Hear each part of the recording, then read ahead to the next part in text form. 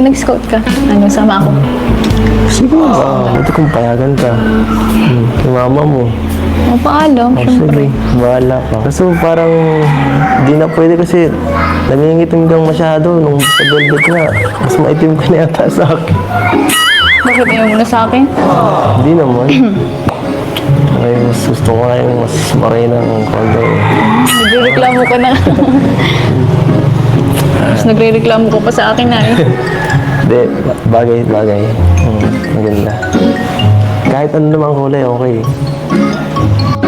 Sus, nasabi mo na. Ay, nagtatampo na naman siya. Sorry na yun. Ano? Bihira ka na nga lang bisita eh, tapos ganyan pa yung sasabihin mo. Nagkamali lang ako ng sinabi. At nagbigay mo na ako. Bihira na nga lang ako dito.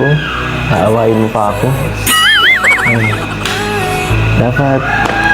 Hindi ba kita inaaway ah? Dapat ano naman tayo? Kulang.